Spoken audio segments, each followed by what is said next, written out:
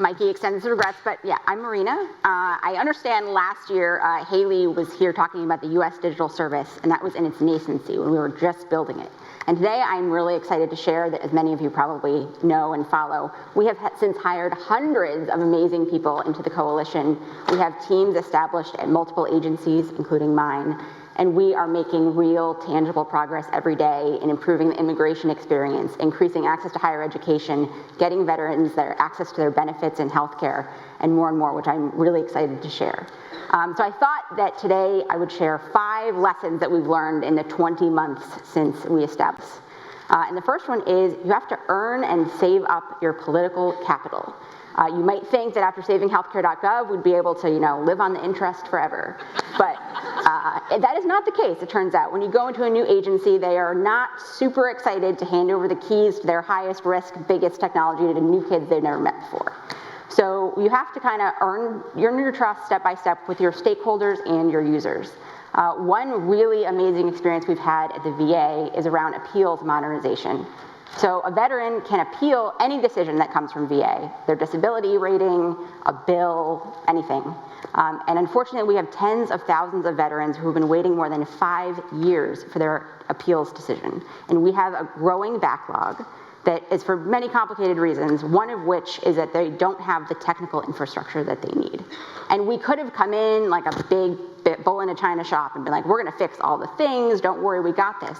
And instead we chose a different approach, which was we took a small problem, which was this kind of error-prone, complicated, annoying step in the process, and we built a small application that fixed it. And we did that by sitting with users every day out in the field, watching them process the appeal, watching them at this step, looking at, they'd share their like secret checklist with us, which we then automated. And we blew their minds in a couple of ways by doing this. One is that we would take feedback, go back for a couple of hours, update the app, push it back, which seemed like magic to them. And then second, once we rolled it out nationwide, to many users who had never ever interacted with us, if they clicked on the help bubble in the app, we would call them at their desk and ask if they needed help. Totally freaked them out. But we believe we have built such a cool relationship with them now across the country that when we roll out the next workflow, which maybe will be a little bit harder or require them to do things a little bit differently, that they'll be receptive and excited to work with us.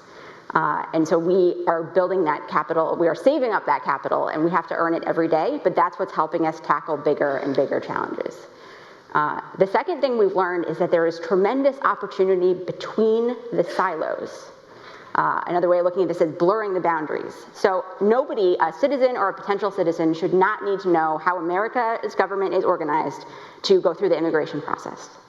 A veteran should not need to know the difference between VBA, NCA, and VHA to get their benefits that they need. They should just be able to say, I want to interact with VA or America. What does that look like?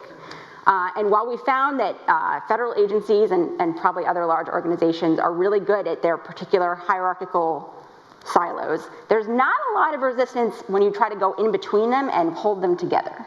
So one example of us doing this at VA is actually improving our customers' digital experience. Because of these silos and these different program offices, we have hundreds of websites and almost 1,000 different toll-free numbers that veterans have to navigate. That is unacceptable, and we are fixing that. And one way that we're fixing that is with the beta launch this past Veterans Day of vets.gov. And the plan is that in the coming year, veterans will only have to go to vets.gov. They will not need to know any administration, any program office, or even really the official name of a particular benefit. They'll just be able to come in, get the health care, the benefits that they've earned, and get out and on their way. So that has been very exciting, well-received, and project at VA that we've learned. Again, it's the opportunity in between the silos, bringing everybody together, that's really helping. The third lesson is pave the path for the innovators that come after you. It is really tempting when you're when you're trying a new thing in a large organization where it's already extremely hard to get anything done, to not want to take a shortcut or duct tape something or ask, can I just have a special exception? And I'm the CTO, right? So I could probably be like, you guys are okay on this one thing. But we don't do that, and we found that that has also built us a lot of political capital. A couple of examples here. One is there's this law called the Paperwork Reduction Act. Yeah, I hear you guys are familiar with it. So there is a longstanding myth that it is against the law to talk to users because of a particular interpretation of this law. And instead of saying, no, no, no, we have a special shortcut, we have done the work to say, no, no, no, it's totally legal to talk to users. In fact, it's a great thing. We're going to talk to users all day long, and the White House is going to highlight us for it. So maybe you should do that too. Another thing is, as you're myth busting and you're busting through obstacles to get your own team in place or your own project in place, there's lots of ways that if you zoom out, that same process can help other parts of the organization that you didn't think about. One example here is in hiring.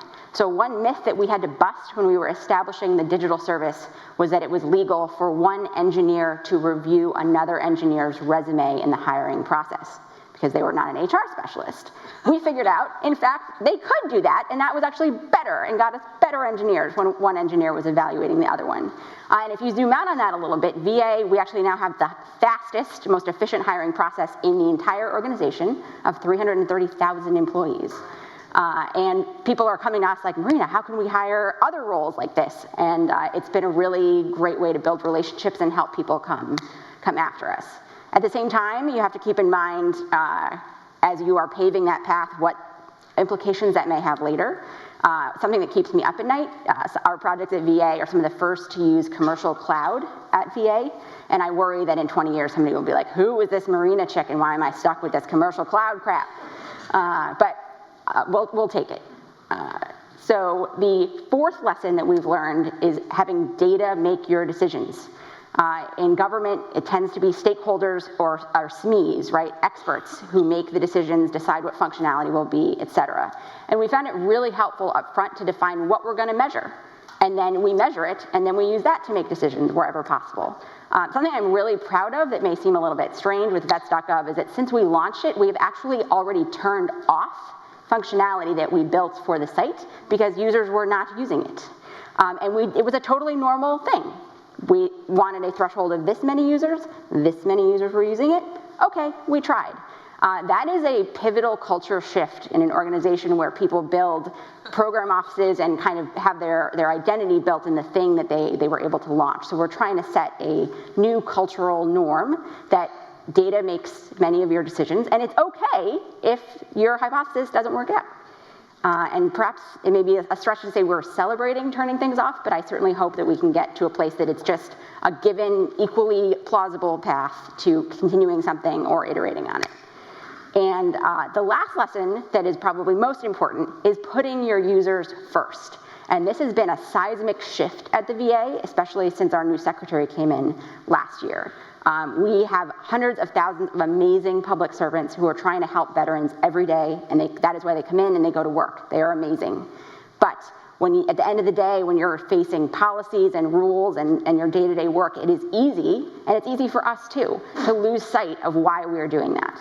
I have found no more powerful tool than having a veteran come in and try to apply for healthcare and not be able to do so to get the VA to change the way that healthcare application works. Thanks. It is not, let's write on a dry erase board, well-meaning folks, write on a dry erase board what a homeless veteran might be experiencing. We go out to the homeless shelter and we sit with the veterans and we go through what their experience is and we bring that back. And that has been transformational at VA as we put the veteran first and foremost in all of the decisions that we make through the digital service and beyond. So I hope that these lessons were helpful, and thank you very much for listening.